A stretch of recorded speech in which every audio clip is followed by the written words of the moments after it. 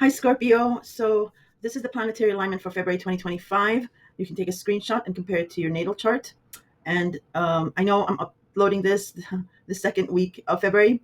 I do work full time, and um, yeah, I'm going through my own huge, huge changes, and I'm just trying to get my schedule right.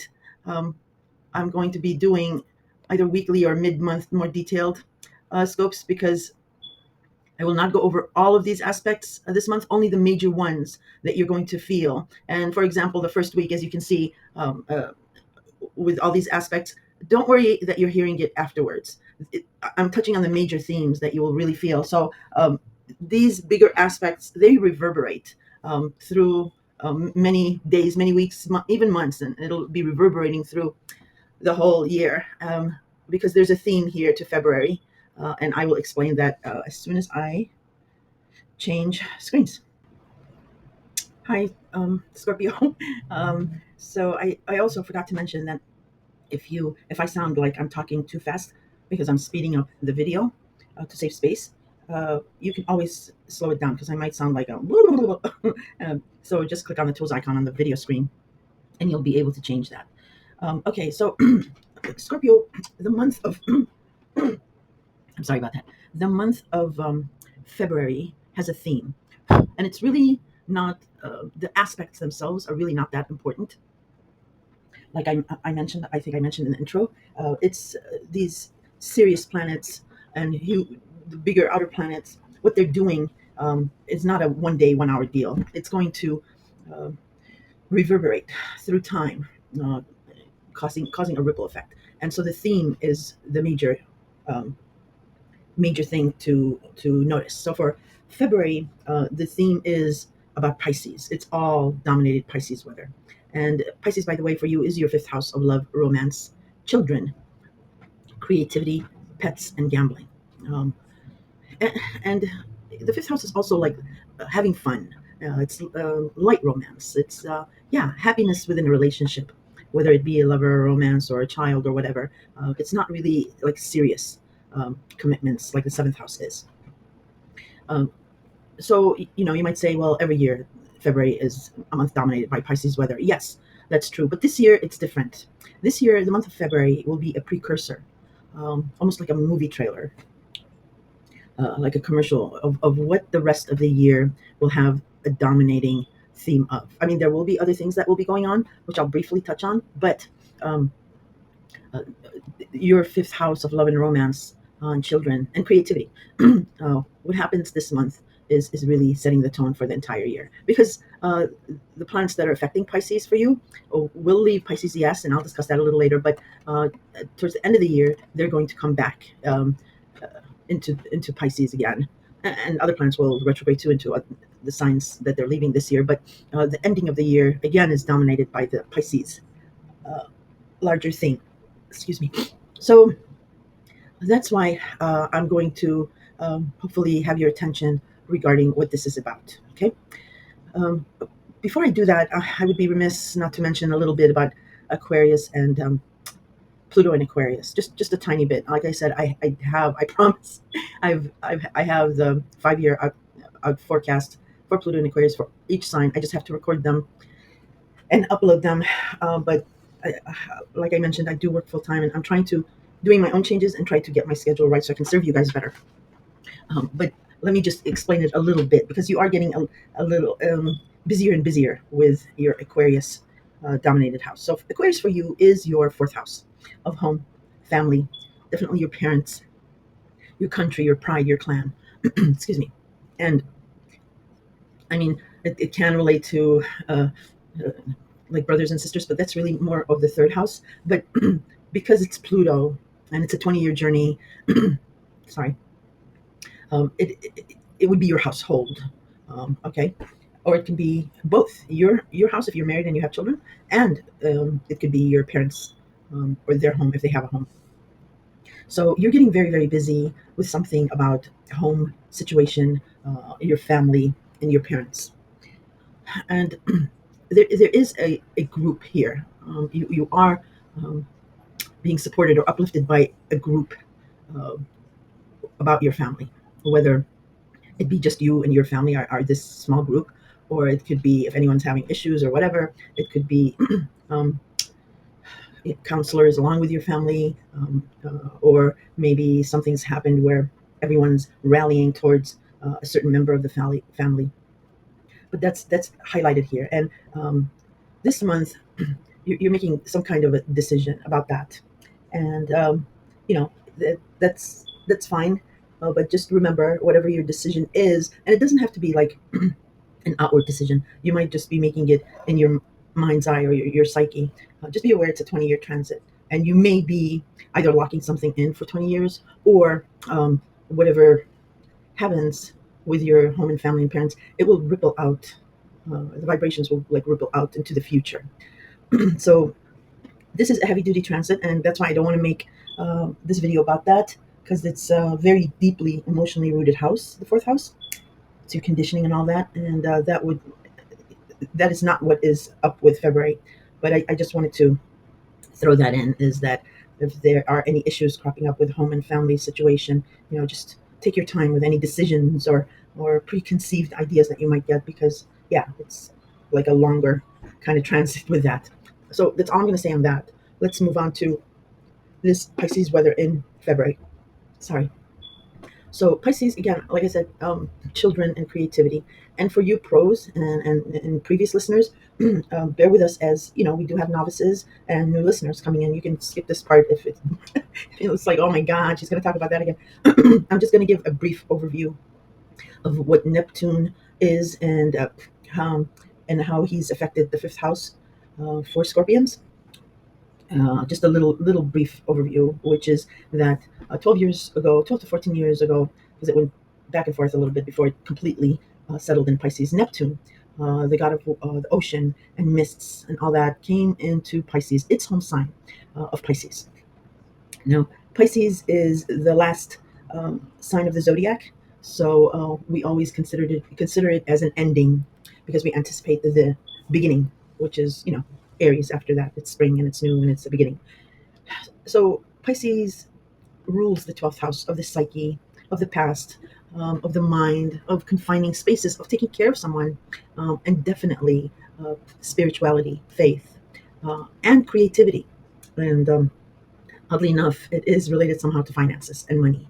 Okay, so that's Pisces natally. Now, for you, like I said, it is your fifth house of love, romance, and children, and creativity. So when Neptune was transiting the sign of Pisces, these things became very much like a vacation for you, a vacation from reality. I want to make that quite clear.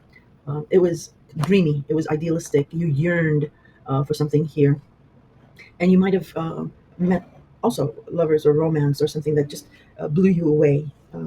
Sorry, I'm looking at something. USB device not working. I don't know what that is. Whatever. Um, so yeah, they might have seemed like a very dreamy, too good to be true. Just it felt really nice with lovers and romance, and they might have even had like slanted or beady eyes, like a fish. But or you may have had a child and you were just blown away, like they could do no wrong. Or even if you had children before that, as they were growing and as you were uh, seeing their growth, something just changed. You just saw them in such a special light. Where then during this transit, there were issues that came out with boundary lines being crossed, maybe disrespect, maybe deceitment. Yeah, you felt like there was some kind of an illusion, or a lover or romance could have like flip-flopped, flip-flop, where just couldn't get a commitment out of them, or something like that. And well, first of all, that's natural. It's in the fifth house. It's not really the seventh house. So there is really no commitment there. But for some reason, when you wanted to like take it to the next level, you couldn't. There were just issues that came up.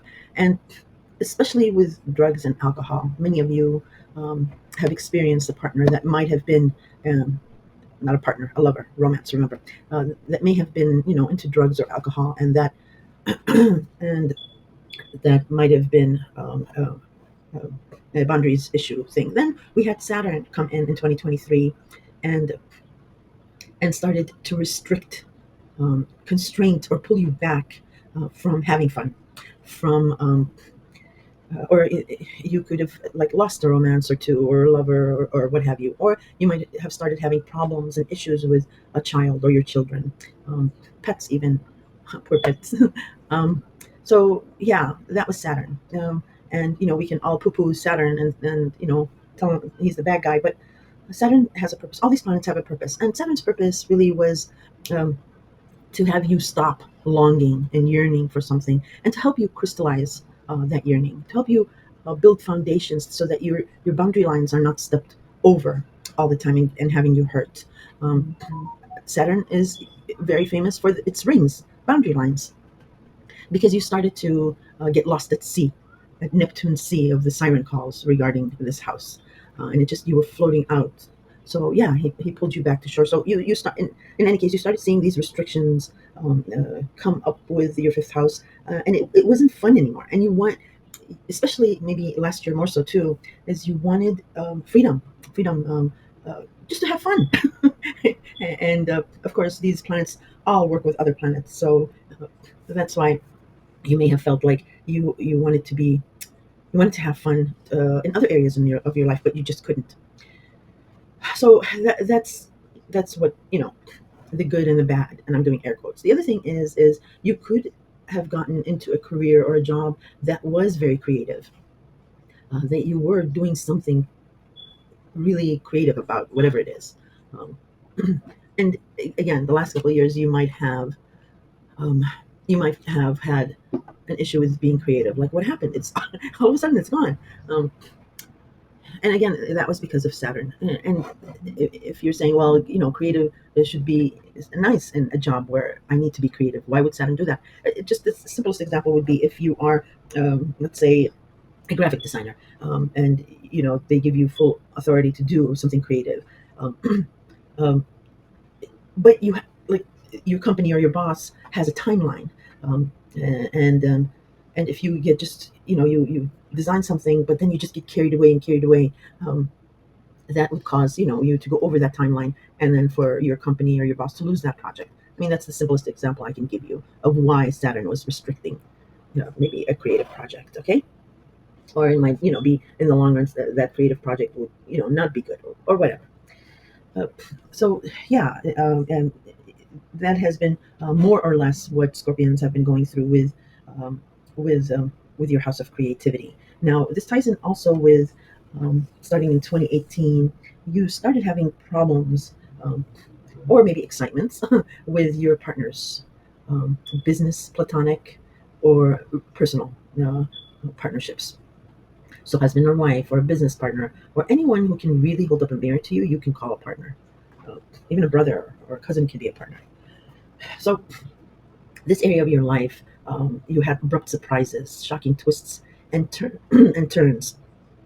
And I'll I will say for a majority of you, well, not a majority. I don't know what kind of percentage. I mean, there's millions of Scorpions with thousands of different life situations, but um, a good chunk of you, because Neptune was blurring the boundaries here in your love and romance house, and because Uranus was in your seventh house of partnerships, um, shaking things up here. Yeah, some of you had affairs, okay, or triangle situations, which, well, naturally, yeah, you had problems with love, uh, problems with partners, and some partnerships ended. You divorced, separated, maybe got back together again, but again, it severed. For many of you also, you found the love of your life and you got married, and you're going still strong as ever. That's fantastic. But maybe the restrictions you are getting in your fifth house, maybe because you're new parents now and you're just terrified of this little thing that's in your life. Or it could have manifested where you got married to someone who has their own child, and that child might have not been maybe not accepting of you or something, because or they could have been really really sensitive, where you were just scared on how to deal with it. A lot of different scenarios, like I said. Um, and first, regarding the instability with partners, that's going to end come May, June. Um, some of you will sever relationships, will break up, but please don't think that this is just, you know, sudden, because you might be just over the moon. If there were problems before, especially when Juno came into your sign, the asteroid of commitment and marriage, on January 17th, and there was an issue about commitment then. Um, Come May, when Juno will make that same aspect. Um, if you have a relationship that's on the rocks, it will break if the commitment is still an issue. The power force of Uranus, um, with that asteroid, um, is will just not be able to sustain any abruptness from Uranus. That to the side, some of you could be getting married during that time. And but what I'm trying to say is, come June, you are going to get the stability and peace. I'm laughing with you, Scorpio, that you need in a relationship, in a partnership. It will all calm down. Very much needed for Scorpios, because Scorpios too, they do like stability. They do like patterns. They don't like all this sudden things. Even though you're very very patient, but when you move, you do make sudden moves too. So that's going on in the background, okay, Scorpio. And getting back to this Pisces weather this month, um, I know I might be explaining things weird, but I, I just hope I'm relaying this information so that you understand when I go through this Pisces weather, you understand what's in the background also. Because, like I told you, all these planets work together. So, getting back to this Pisces weather, Neptune, after 14 years, will be leaving Pisces in March. And then a few weeks after that, Saturn as well leaves Pisces and they enter Aries. Excuse me. So, Aries, sorry, Aries is your sixth house of daily habits, rituals, routines, scheduling, health. Health is big here. Taking care of someone, small pets, and yeah, the house of chaos and gossip. And the whole purpose of the sixth house is really health and body and mind, physical and psyche. It's to ideally you want to split up your um, day into 3 8-hour increments, 8 hours for sleep, 8 hours for work, and 8 hours for fun and relaxation. Um, because if you don't have a healthy psyche, you will incur physical ailments, God forbid. And if you're burning the candle at both ends and not getting enough rest, then it will create lapse of judgment. I don't want to say mental problems, but lapse of, your psyche will be messed up. So both have to be in working order. Okay. So this month hits on that too, Scorpio, because we have a very serious planet, Venus, entering Aries, and that's very important for you to take a notice of what it's doing, what Venus is doing, what the aspects are, and I'll go through them because it is a precursor. Again, another movie trailer of what to expect with Neptune and Saturn having left Pisces in March and April. April will enter Aries. So you'll get like a movie trailer of what to expect. A small movie trailer. I mean, Neptune is a 12, 14-year journey, but you'll get the flavor, the theme of it. Um, and then I did mention it briefly. You might. Okay, sorry. It ended because I was out of time. Because it gives me like 30-minute increments to record, so I always forget when to stop it right before it ends by itself. Yeah, so I did mention briefly that with Pisces, it is the ending of something because we are anticipating a new beginning, Aries. So this month we'll go through these um, um, all these aspects with Pisces, letting us know how Neptune's and Saturn's end in Pisces will be. That's why I'm saying also, this is an important month and you need to pay attention to what's happening. And that is the other reason I'm saying with Venus, pay attention to, because then Neptune and Saturn will enter um, Aries. So you are you're sort of on the precipice of of something developing, ending in your fifth house of love and romance and children, pets and creativity, as you will become very, very busy with health, scheduling routines, running around, meeting deadlines, and things like that. Just yeah, just very busy with that. Um, Whatever ends in your fifth house of love, romance, and children doesn't necessarily have to be bad. It's Pisces after all, and it's compassionate. So It might be, like I mentioned, I don't know if I did, it might be that heaviness, that restriction that you've been feeling about and just enjoying a romance or enjoying a child, or a pet, or having your creative juices flow. Those restrictions are lifted. But there's something there that needs to end. Okay. And that's why the nodes are involved as well. And I'll explain that. Well, let me just do it now. So let's just, I, I think it's just useless to go through all these aspects because I'm giving you a whole theme of it, but I will just hit on major ones so that you can understand what I'm talking about. So here on the first week of February, I know you're listening to this after that, but hear me out. Like I said, it will reverberate. It's part of the ending of what will end in your fifth house. So on the first, Venus conjunct Neptune and the North Node in Pisces. Okay, so the North, there's a South Node and a North Node, and it actually goes backwards. Okay. Um, the nodes, I'm not going to go into too much detail here with the nodes, because it's a whole video on its own. But the nodes are karmic in nature, and they refer us back to 18, 19 years ago. Whatever was playing out karmically then will have the same sort of theme. Not the exact thing will be happening, but like a theme of it, because planets back then were doing something else than planets now. There was a different focus. So for you, again, it's about your fun and romance house, your children, creativity. The North Node is where we are strong, where the universe wants us to go in, towards that area. What we're familiar with and creatures of habit is the South Node, and we're hesitant to release it. But we need to in order to move forward. So how the nodes work? They work with the outer planets, affecting long-term change by eclipsing things in and out of our lives. Full moons are important. They are endings, but also fruitions. And new moons, the same thing. But with eclipses in the nodes, they're major endings and major beginnings. They're very, very powerful. So again, the North Node is in Pisces, and Pisces is your love and romance house. If you want to know, have a clue of what the eclipses will be about, the major endings and major new beginnings in Pisces for you, think back to mid-September.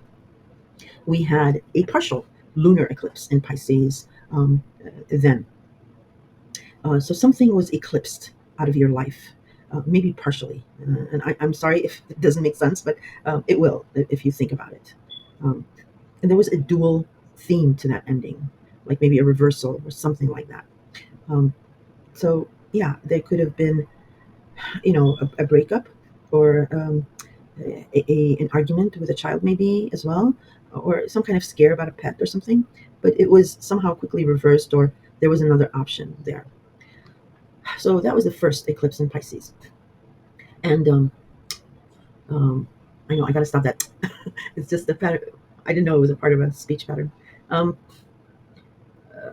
yeah, so that'll give you something. The other thing about the North Node is someone new comes in. Remember, major endings, major beginnings. So lunar eclipses will eclipse people and things out, and solar eclipse are new opportunities that'll come in. So we're going to have a solar eclipse in Pisces as well, and what that means for you is someone new, something new. Maybe a new romance, maybe a new lover, maybe a new pet, maybe a new creative project, or something new about a child that happens. Something new will come in to actually open the door for an opportunity for you. But this person is somehow karmically related. So it might remind you of someone from the past. I mean, it can be maybe somebody from the past that comes in, but I highly doubt it. But it can be. And they're, transformed as a new person. We had a lot of changes for everyone, but it's probably somebody new, but it will remind you maybe of somebody from the past, and it is karmic. It's a karmic person. So when Venus conjuncts Neptune and the North Node in Pisces, this is absolutely dreamy. It's very, I don't want to use like just mundane words, generalized words, but it's very romantic. It's very dreamy. It's not an obsession, maybe a little bit like an infatuation, but very, very lovely aspect here. And it has to do with something about a love, romance, a child, or a creative project, or a pet. or just the sense of having fun, something about that. But mm, I'm sorry, I'm looking at my notes. Uh, the other thing that what's happening is the sun in Aquarius semi-squares the North Node in Pisces, and then the sun in Aquarius will semi-square the moon in Pisces, and the moon makes a couple more aspects. Again, it's not about these specific aspects; it's about the theme. So, Aquarius is in your fourth house of home and family, and you are very busy working about a home and family situation, like I mentioned in the earlier part of the video. And with this square to the North Node, um, so Scorpio, this one example of it would be a tense aspect, but it's a small tense aspect, like a quick tense aspect. But again, it'll reverberate in the future. You might have had a lover from the past come back, um, or yeah, or like I mentioned, this karmic person that reminds you and your family of this person from the past. Um, and that's just not sitting well with your family because they're thinking of where this will go. Um, of course, no one can make you do what you want. It's the universe that'll eclipse this person out of your life if they're not meant to be, um, if there is a problem. Um, if it's about a child, this may just show you there's communication. Maybe your parents or your partner or what have you is just letting you know maybe that you've been spoiling this child too much, or maybe that you've been too harsh on this child. It can translate to that. Otherwise, it could again be something that's critical about a child, and your family's just worried, and they're communicating that with you. Okay, so on that same day, Mercury in Aquarius trines Jupiter in Gemini on the fourth, on the third. I'm sorry, and this is a nice aspect. It's a trine, and if well, Gemini is your eighth house of joint finances, intimacy, um, taxes, government benefits, credits, bank loans, inheritance, anything. This is the money, the house where you gain from other people, usually money and in lump sums. So if in the past these two areas of your life were not in agreement, here you start seeing mutual reception. So if there's something about an inheritance or money you need, it looks like it's your family that's going to be helping you out. Now on the fourth is when you need to start paying attention as Venus will enter Aries. And like I mentioned, if I didn't, I did. But just to remind you, Aries is your sixth house of health, habits, routines, scheduling, um, small pets, taking care of someone. Uh, it's your house of busyness. So um, it- mon- in a mundane way to describe this is if you do meet someone, maybe through your job or just running around town, grocery store, there's Venus in Aries is a passionate desire.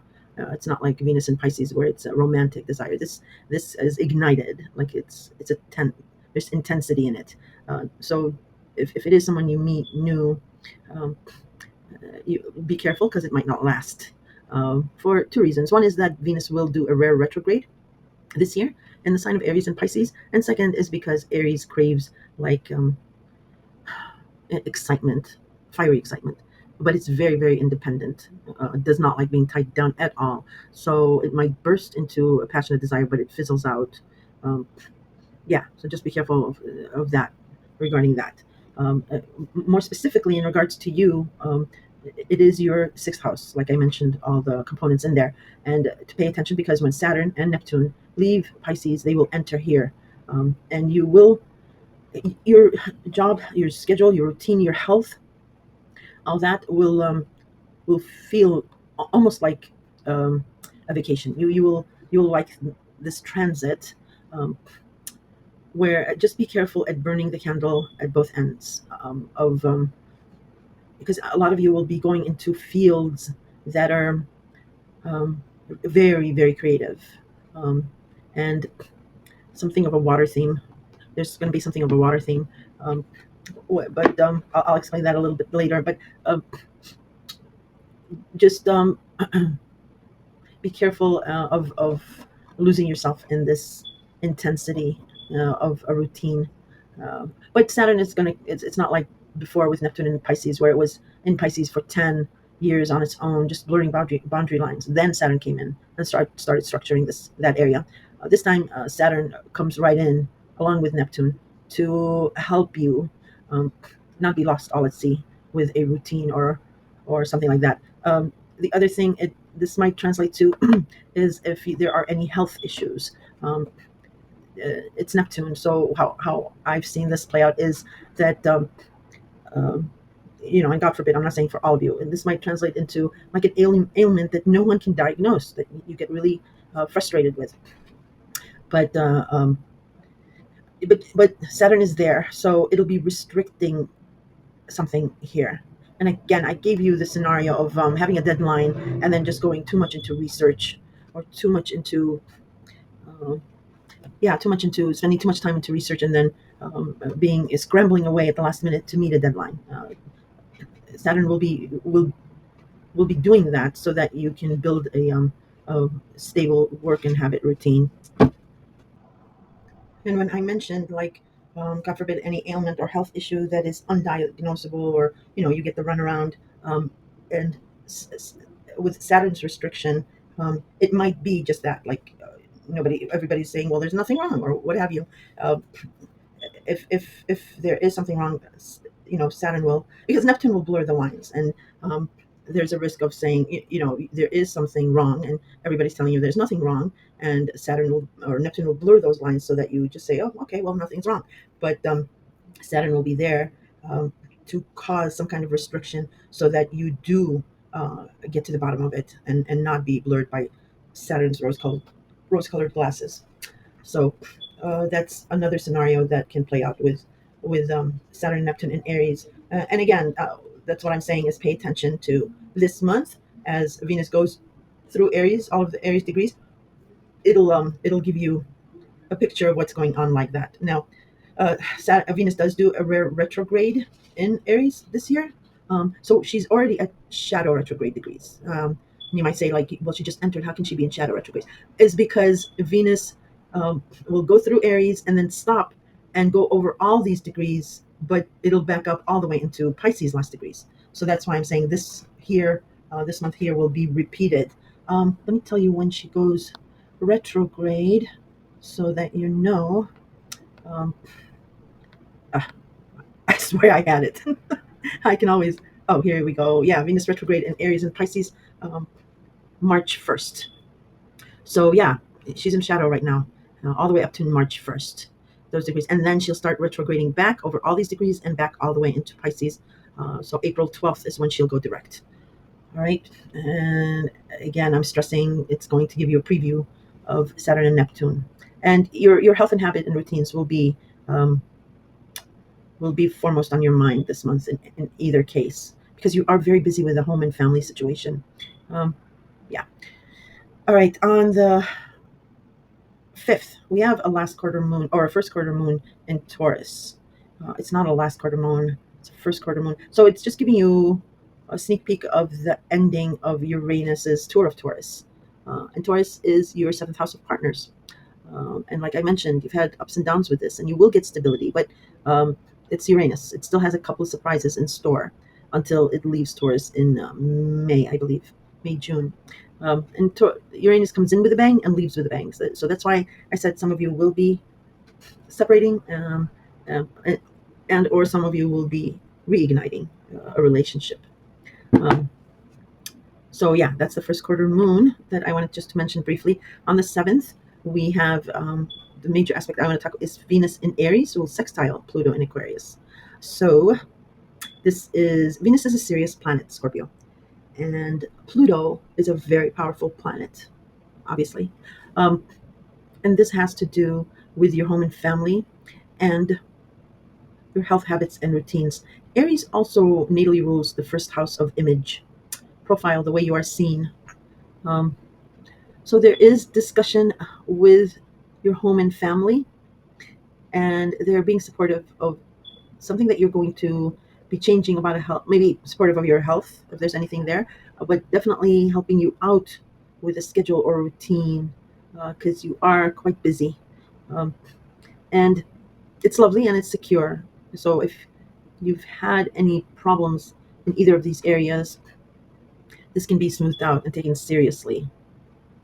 Mhm. Yeah, and if you want to pursue this, whatever this relationship is that comes up for you, it could be serious, it could be long lasting. It could be a partner. Like I said, if it could be someone through your job, or maybe a health dietitian or a nutritionist, or something. But it's a sextile, but it's a strong sextile. It's Venus and Pluto. And like I said, the theme of this is love and security. Okay. On the 9th, Mercury catches up with the Sun in Aquarius. So we call it Mercury Kazemi. Again, it's your home and family. So anything that you missed, any information about family and home, parents, or anything you might have lost, could be discovered here. Someone can give you a heads up on it here. Okay. On February 10th, Mercury in Aquarius will square Uranus and Taurus. All right. It's heavy duty aspect here, a square. But I always say do not fear the squares. It does jumpstart something if it's stagnant, or there's room to maneuver here. It's not like an opposition. You can get around. This is not like it completely opposes you. Um, but it's Uranus. I fear Uranus and Pluto. No, you shouldn't fear anything. Uranus just does things abruptly, in a shocking way. It's electricity, so that it disrupts. And again, you don't like disruptions. You're like Capricorn. You don't like disruptions and surprises. You like to surprise people, but you don't like to be surprised.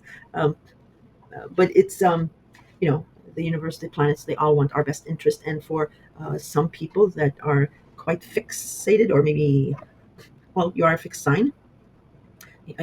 Change comes. Um, Change doesn't come so naturally. So that's what Uranus's job is to do. It's to be like, okay, there's something up ahead, and if you stay in the same spot, this won't work. So it just comes and it shifts something. There's an abruptness here. So what this theme here is, what this aspect is, there's discussions, there's talking, there's thinking, but it's serious discussion. It's a heated debate, uh, and your family is not approving of something about your partner. May it be a business partner, or a personal partner, or a platonic partner. Um, they're not having it. Well, it's not opposition, so it's not that they're not having it, but they're making their feelings heard. Or you might be um, having a heated argument or debate about a partner. It could be There could be an ending here of a partnership. Um, and again, it doesn't have to be a personal partnership, because it's not only heated debate and arguments with Mercury. Pluto is there. It's in Aquarius. Pluto's powerful, and we've got the Sun in Aquarius.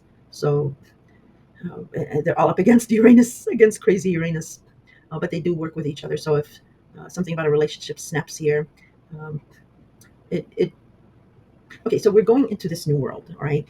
There's new rules in a new world, and many of us will try to hang on to the old world, or the way things were going, and many of us will like wait it out and see. And you have the tendency to like stay still and wait.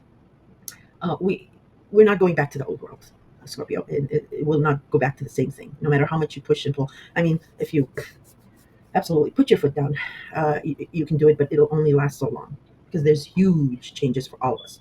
So you can only control so much. So it would just be in your best interest to learn these new ways of doing things, new ways of thinking about things, because that'll make your journey much easier. It'll be less of dragging you along, kicking and screaming. Um, it'll be, you don't want to go against the grain here. And if it's your family, um, yeah, it's more powerful. You've got these huge heavy hitters. And I'm not discounting Uranus, please, Uranus, don't be mad at me. uh, but yeah, it's about getting used to the new normal, is what I'm trying to say. I know some of you hate that, absolutely hate that. Trust me, I do too, because I'm going through my own changes. But we don't know what to expect with Uranus. It does some things in surprisingly shocking ways. So look out for that. Now, um, and the same, and just to give you a clue, even though I promised I wasn't going to go to each and every single aspect, but because this is a critical, these two areas are critical areas of your life, home and family, and a partner. I will mention that on the same day, the moon in Leo opposes Pluto in Aquarius. The moon is feelings; it's the mother. It's ruled by Cancer, and Leo is the father, and he rules children and creativity. Um, for you, Leo is your ninth house of foreigners, long distance travel, publication, and higher education. And little old moon in Leo is opposing big old badass Pluto in Aquarius. uh, so that might give you a clue of what this heated argument might be on the same day, because then maybe it has to do with your mother or a matriarchal figure or about a female relative, or somebody at a distance, um, all involved, all in the mix here. We'll move on to February 12th. Um, February 12th, no, I'm sorry. That wasn't, those are minor aspects. I didn't want to do that. Okay, well, February 12th, Mercury in Aquarius semi-sextiles, the North Node in Pisces. So this is again regarding a karmic situation, a karmic opportunity regarding a romance, a lover, a child, or creativity. And there's talk amongst your family. Maybe your family's setting you up with someone. Um, Maybe that's it. Or uh, maybe your family comes up with an ingenious idea, because Aquarius is the genius of the zodiac, and you're very busy with your family in your home. And maybe they give you a genius idea about something about your child or a romance. But it's a nice aspect. On the 14th, Mercury enters Aquarius. All right, so start paying attention to this. This will be the beginning of the end. Um, and this is, how Neptune will, how it will exit. And I can't stress enough, because it's a huge shift. I think it's, at the risk of people yelling at me, I think this might be even bigger than Pluto leaving Capricorn last year, because Neptune and Pisces, it's just water, and water just, you can't block it. It seeps into everything in our lives, and that's why it's going to dominate this year. So these are discussions, thinking, communication, learning something on a micro level. Um, Also, Pisces, if I didn't mention it before, does have something to do with money. It can relate to money. So your thinking or your communication might be psychic. It might be very intuitive. Dreams here will be very vivid. Uh, and you're a water sign, so you can relate to that. It'll be empathetic talking, a compassionate communication. Um, and it will be the first retrograde, Mercury retrograde of the year. So that's why I'm saying pay attention, because there will be information that might be missed, or talk that can be misconstrued. Um, because Mercury is very analytical, very pragmatic. It rules Gemini, and Gemini is it's about contracts, agreements, reciprocation. So it's transactional. And Gemini for you, um, well, Gemini natally, natally rules the third house of communication, siblings, cousins, and social media. Um, but Pisces is your love, romance, and children house. So speech and thinking, mhm, can be exaggerated for the sake of being compassionate. If there's something harsh that needs to be relayed, it can be, or if you want something, you might exaggerate something um, to get it. Or if there's something harsh, it might be exaggerated to lesser than it being harsh, to be compassionate. Um, there will be confusion. What I'm trying to is, there will be confusion in thinking or talking. There will be misinformation, misconstrued information. So we will be revisiting, going overall. And why there will be confusion is because, like I said, Mercury is analytical, but Pisces blurs the lines. Pisces is the sign of the two fishes. One goes one way, and the other one goes the other way. So it's like, do as I say, not as I do, kind of thing. Um, but again, it's because of empathy, of compassion. Uh, Pisces is famous for really fearing pain. They escape so that they cannot feel pain. Um, so that's why sometimes Pisces disappears. And that's why sometimes it says something but does something else. So Mercury is going to have a difficult time pinning Pisces down. Mercury is going to have a difficult time of relaying what needs to be relayed in Pisces. That's why Mercury is going to go 3 times over these degrees, because the first time it can be like exaggerated. The second time it can be, well, I didn't really mean that, but and there might be anger. Then the third time it'll be like, well, I didn't mean that because I was trying to be compassionate. I was trying to be something, and that's when you get the full story. Anyway, um, just yeah, just have plan A, B, C, and D is what I'm trying to say, because you're not going to have the full story the first or second time around. 17th, Mercury in Pisces will semi-square Chiron in Aries. I usually, again, don't mention asteroids, but here I am because it's Pisces related, and for you, especially Aries related. Um, So it's a semi square. It's not like a full on blown on full square. It's a partial square. So it's a quick moving aspect, but again, it still will reverberate, and it's something about communication either with or from a lover or a child, or about a creative project that hurts you in some way. And Chiron is the wounded healer. It's a wound from the past that never really heals until you try teaching about it, then you heal. So Aries is your sixth house of health habits and routines. This might be about a health issue, so yeah, pay attention. Or it can be about a routine running back and forth. Um, Maybe you miss a dinner date, or you're late for a dinner date with a lover, or you miss a child's, I don't know, sports event, and it triggers some kind of a wound.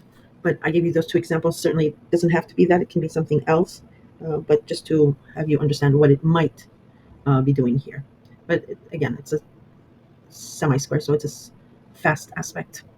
The 18th, the sun enters Pisces. All right, and now the sun illuminates all the dark crevices and disinfects. It completely shines the light on everything that might be confusing, um, that might be, illusionary.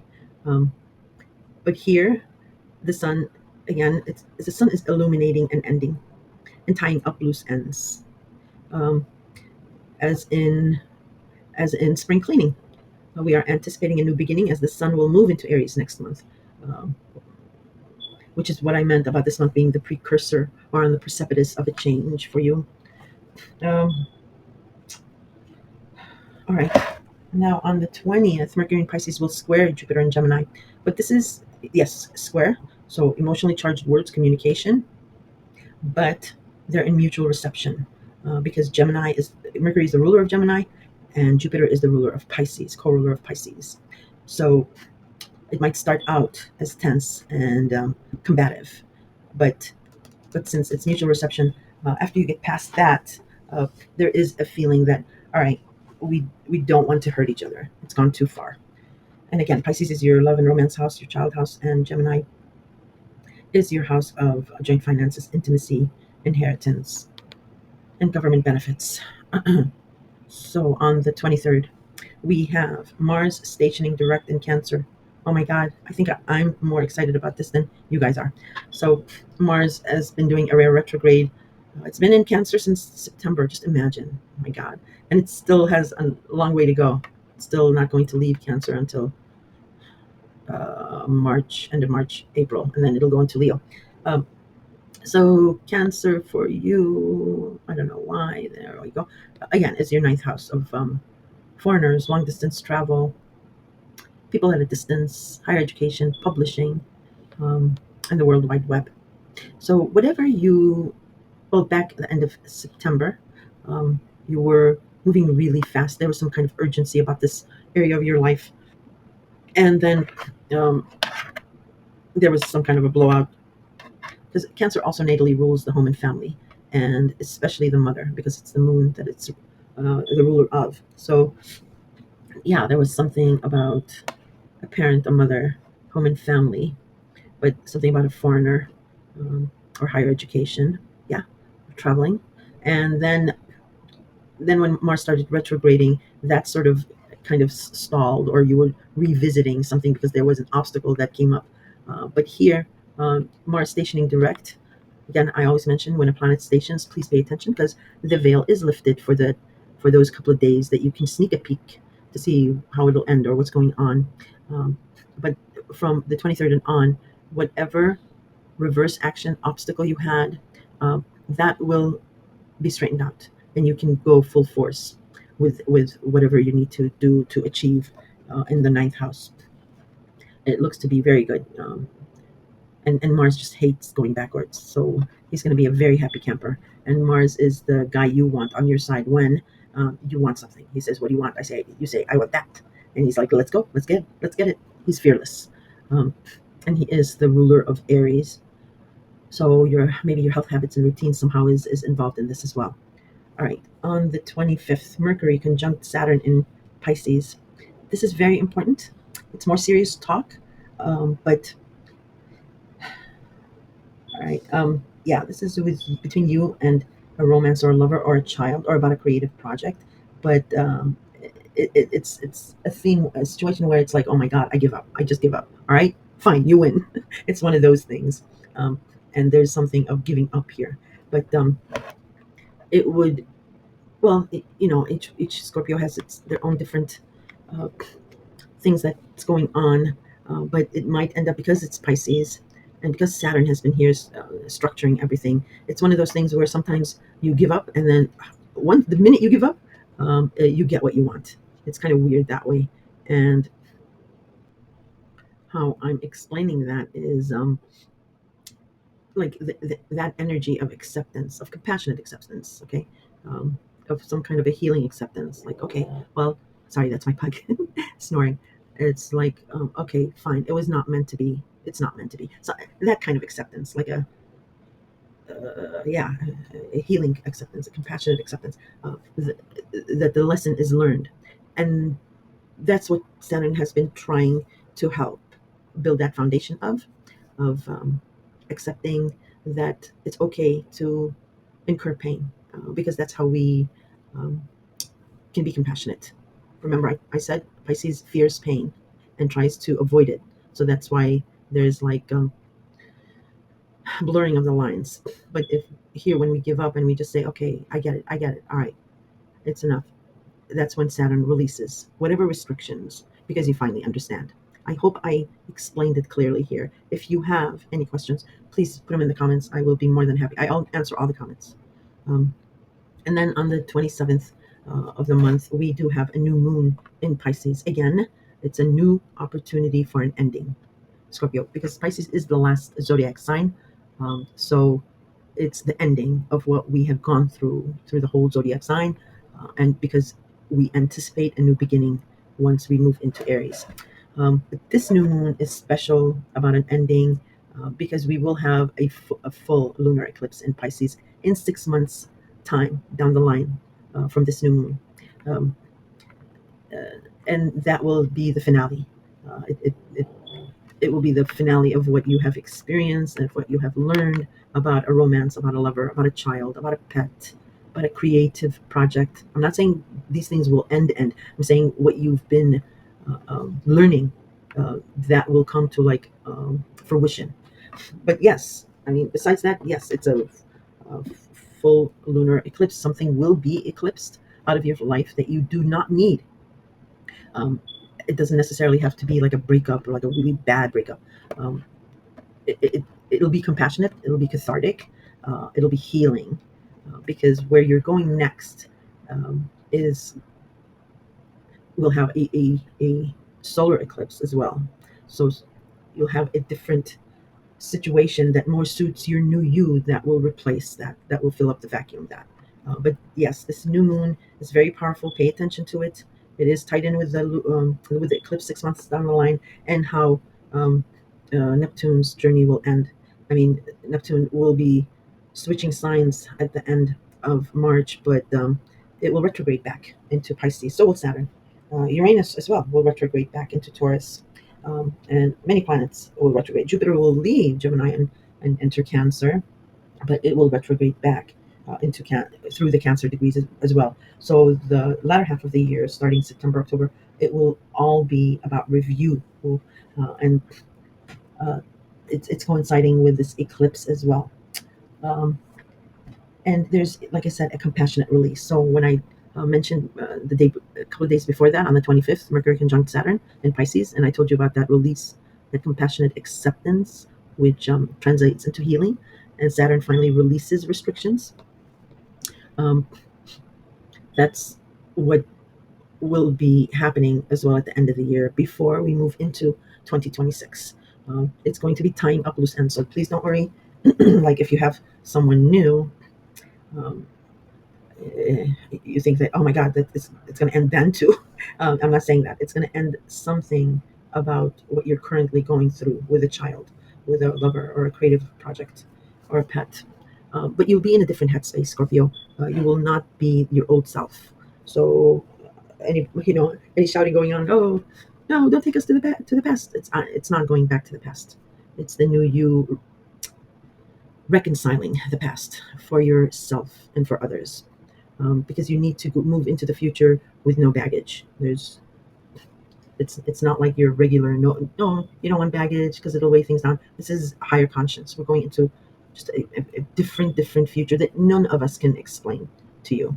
No astrologer can explain. It's a really different world, and it'll be just like tying up loose ends for reconciliation, a resolution, consoling, um, because like I mentioned, in the year ahead, you want to, if you hang on to both, you will lose both.